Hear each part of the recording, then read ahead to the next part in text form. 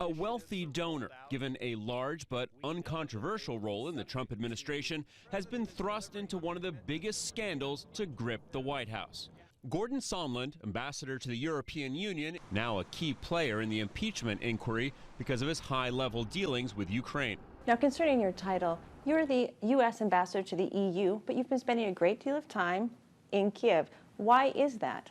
Well, President Trump has not only honored me with the job of being the U.S. ambassador to the EU, but he's also given me other special assignments, including Ukraine. Overseeing that relationship meant carrying Trump's message to the Ukrainian president. I had a wonderful hour-long meeting with President Zelensky that followed on the heels of his telephone call yesterday with President Trump. Text messages released by the House Intelligence Committee show that Sondland was well aware that for the president, the U.S.-Ukraine relationship was deeply intertwined with the president's desire for Ukraine to investigate Joe Biden and his son. The group messages Sondland is on are full of references to Rudy Giuliani, the president's personal lawyer assigned to pushing a Biden conspiracy theory that has zero supporting evidence. On September 1st, the ambassador to Ukraine asked Sondland if hundreds of millions of dollars in military assistance were conditioned on investigations. Sondland responded, "Call me." A week later, the ambassador told Sondland, "I think it's crazy to withhold security assistance for help with a political campaign." Sondland denied it was, saying President Trump has been crystal clear, no quid pro quos of any kind.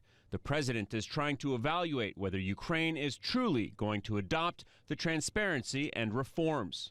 Sondland has ended up in the hot seat in Washington after a career in business, like President Trump, building hotels across the country and making a lot of money.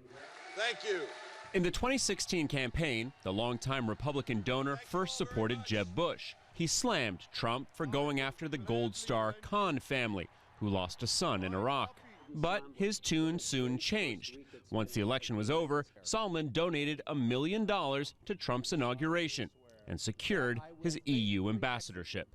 Once there, he linked up with Energy Secretary Rick Perry and now former Special Envoy Kurt Volker in managing the Ukraine relationship, calling themselves the Three Amigos. And we've been tasked with sort of overseeing the Ukraine-U.S. relationship between our contacts at the highest levels of the U.S. government and now the highest levels of the Ukrainian government.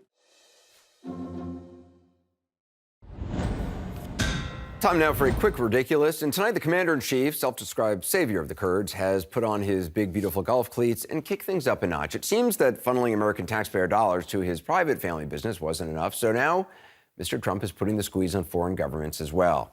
Here's Acting Chief of Staff Mick Quid Pro Quo Mulvaney. We're going to do the 46th G7 Summit on June 10th through June 12th at the Trump National Doral facility in Miami. Doral was by far and away the best physical facility for this meeting. Really? Far and away? Gosh, I mean, thank goodness that they found a hotel with a golf course. Do you know how hard those are to find in the United States? It's like finding a Russian needle in a Ukrainian haystack. You know, I mean, should this really be a surprise? It's not like the president hasn't been out there plugging his hotel. With Doral, we have a series of magnificent buildings. We call them bungalows. They each hold from 50 to 70 very luxurious rooms with magnificent views. We have incredible conference rooms, incredible restaurants. It's like such a natural. Each country can have their own villa or their own bungalow. Each country has its own villa, its own bungalow. Holy Chinese trademarks. Where's Ivanka? Because this sounds fancy. It sounds like the Beverly Hills Hotel where, you know, you can allegedly have your security guard bring the porn stars in the back way, which is convenient. Or it's like a really elegant, I don't know, Epcot Center. Some reporters and people who care about, you know, ethics, laws, they seem to be, you know, they seem to think that holding a major geopolitical event at the president's private business is, you know, somehow wrong. Don't worry, though. Mick Mulvaney cleared that stupid idea up real quick. I think the president has pretty much made it very clear since he's got here that he doesn't profit from being here. He has no interest in profit from being here. Oh, yeah. Yeah, that's very clear. The president has made the exact opposite clear. U.S. troops somehow ended up staying at a Scottish hotel. Somehow Vice President Mike Pence needed to stay at a Trump hotel in Ireland, despite his official business being nearly 200 miles away. But, he had to stay there. And of course, there's, Fox News by the Sea, otherwise known as Mar-a-Lago, which doubled its initiation fee to $200,000 after Mr. Trump was elected. So regardless of what Mick Mulvaney says about the president's company doing the G7 at cost, the cost is set by the Trump organization. The president owns the Trump organization, and that doesn't change, whether he's in a villa, a gorgeous, gorgeous bungalow on the ridiculous. You were directly involved in the decision to withhold funding from Ukraine. Can you explain to us now definitively why? Why was funding withheld? Sure, let's deal with the second one first, which is, look, it should come as no surprise to anybody. The last time I was up here, I haven't done this since I was chief of staff, right? Last time I was up here, some of you folks remember, it was for the budget briefings, right? And one of the questions y'all always ask me about the budget is, what are y'all doing to the foreign aid budget? Because we absolutely gutted it, right? President Trump is not a big fan of foreign aid. Never has been, still isn't. Doesn't like spending money overseas, especially when it's poorly spent. And that is exactly what drove this decision. Did he also mention to me in the past that the corruption related to the DNC server? Absolutely, no question about that.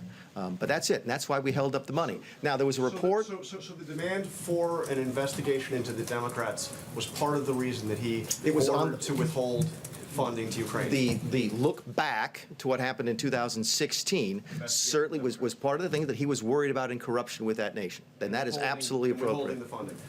Yeah. But to be clear, what you just described is a quid pro quo. It is funding will not flow unless the investigation into the Democratic server happened as well. We do that all the time with foreign policy. What did McKinney say yesterday? Well, McKinney said yesterday that he was really upset with the political influence in foreign policy.